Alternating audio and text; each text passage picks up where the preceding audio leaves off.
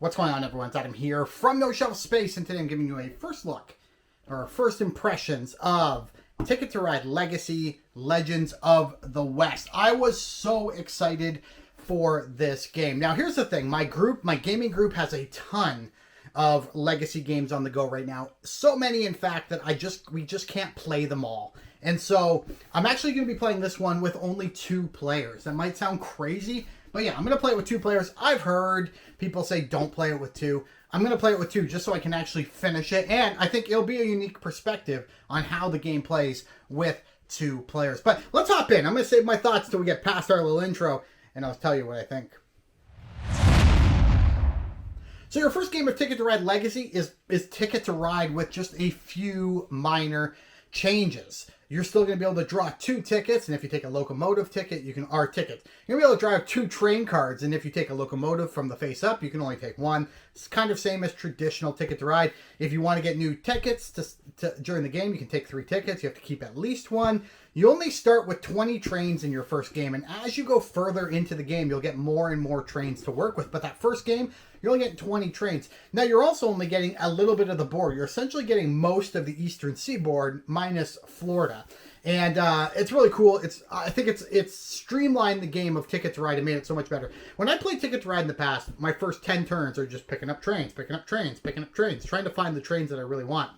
In this game, there's 2 things I think that keep the game moving a lot faster. One, and the thing I need to say here is everything works on money. You're trying to accrue money in this game, so everything is money. Your tickets earn you money and things like that. However, if you build on your train color route, so if I'm blue and I build on a blue route, regardless of the length of the blue route, I get $2.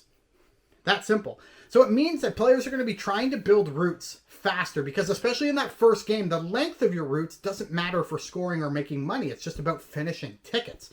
So when you might have kept, you saw your first hand in a normal game of Ticket to Ride, you got 3 of one color, and you're like, wow, if I get 2 more of that color, I can build that 5 path, and that's worth 12 points, or whatever the 5 trains worth.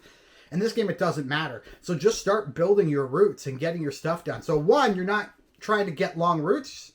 2, you're going to be building so much faster. The other cool thing is if you ever build into a large city, and a large city is going to be indicated by a little capital capital city building on the logo on the board, the round circle logo. If you build into a capital city or from a capital city, you actually get to draw a train off the top of the train pile and add it to your hand. Yes, you don't know what color that train is, and it might not even be helpful, but at the same time, it's a great way to get trains. So on your first couple turns, with just your first 4 cards, you could theoretically build 2, 3 routes, plus draw extra cards and keep building routes before you ever have to take that traditional draw some train tickets action. And I think that's great, and I hope that keeps up throughout the entire game. Now, more rules are going to be added, of course.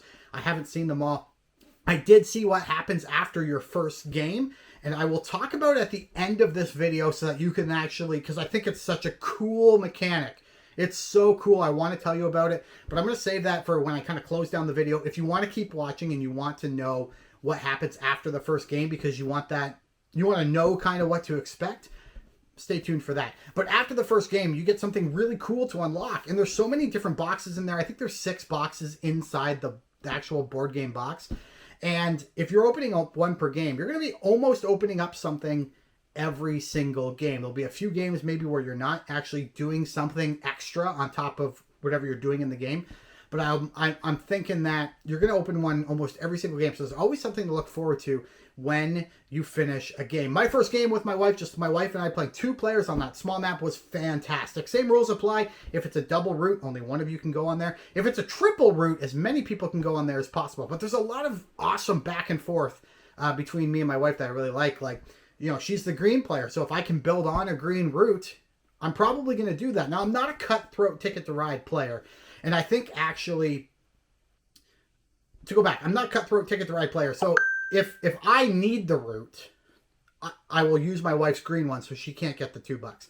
That might feel a little cutthroat, but it would be what I do.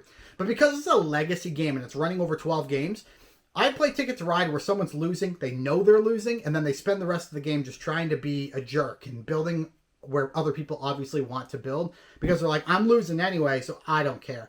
In Ticket to Ride Legacy, I think that's different because even if I lose to my wife in game 1, which I did by $6, which I did, if I just tried to screw her up, the difference between our scores might have been $12, $15, $18. She might have got less money than she would have, but so would have I.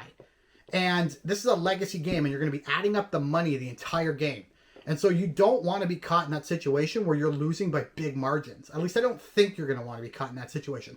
So I'm happy to just do my own thing, get my points. And if we don't have to interact or if we don't have to steal from each other, we won't. One, we're not mean to each other. We have to stay married and we have to live together. But two, it's just more fun. It's just more fun. And so I think that's great. I think it's going to take that cutthroat attitude out of the game completely because people are going to be like, hey, I want to have a good game. I want to be competitive so that in the future, sorry, my phone's dinging. So in the future, I'm not so far behind so that when I win by $10, $12, I'm actually winning now instead of just trying to catch up, if that makes sense. Overall, I love it. It is still Ticket to Ride, but there are a lot of cool and unique things coming, and I'm going to share one of those things in just a couple seconds. Thanks for watching, guys. If you like this video, please hit that like button and subscribe. We've got tons of video game content over on my other channel, /Adam Rothel on YouTube, Adam's Nintendo World, but we also have lots of board game coverage up on GamesReviews.com, and of course you can stay right here for all of my awesome board game reviews, unboxings, mostly unboxings, but reviews, thoughts, things like that. All right, if you're still with me, I will tell you what happens after the first game, and I need to grab the box, so I'm going to lean down, and I'm going to lean up. And I'm going to show you what is in the first box. So when you finish the first round, you'll be instructed to open this box right here. And it's called the Conductor's Toolbox. And at first I didn't think about what would be inside. And so I was thinking about, what would be in the Conductor's Toolbox? Well, it's this. It's one of these. And the way this works, let me show you. The way this works is, I'm going to grab a dead letter. So my wife and I finished our first game, and we finished a number of tickets. And if I can get this out, I will show you. Just a second. Nope. I got to get in here. There we go. So we finished a number of tickets. Now, your tickets are going to look like this, and they're going to have the value right here. They're going to have a postcard, potential postcard down here. And then they're going to have little boxes with little circles. I don't know if you can see, but there's little circles. But look at this top one. You notice anything different? Yes. When you finish a route, you'll take the hole punch at the end of the game and you'll punch a hole on your color. And if all the holes of your color are punched, the ticket itself is gone from the game forever. So in this case, in all of these cases, these are all single hole. These are all single things. There are some that will be like blue, but they'll have 2 dots instead of 1. So we did have some of those as well. So those are still in the game. But all of these ones that have the hole punched in them, those are gone. Like, these are gone. They're never to come back. And then on the bottom of all of them, you'll see little postcards. So right there. So it says, what's this one say? Exotic animals. Let me tell you the one I got. Transfer bankers. I got this one here. So I completed this route, Buffalo to Charleston, for $6. And it says on the bottom, U.S. Marshals and troops deploy to Nashville. When retired from the game, take and read postcard 10. Now, I don't want to spoil more than what happens here, so I'm not going to tell you what's on postcard 10. But it alluded to something that's going to happen down the road.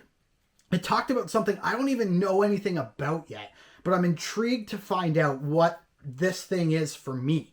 And all the different... My wife got the same thing. Her card was different than mine. She said that whatever was on her card also alluded to something that was going to come, but she had no idea. She was about to say, what does blah mean? And I was like, stop, don't tell me, because it's something I think you should know, but I don't know, and I don't even know it's coming. Now you know it's coming, and there's something I know that's coming, and I can't wait. This is going to be, might be my favorite Legacy game so far, and I played quite a few. I'm very excited about playing this one with my wife, and I will have more thoughts as we get farther into the campaign. But again, guys, thanks again, and we'll talk again soon. Bye.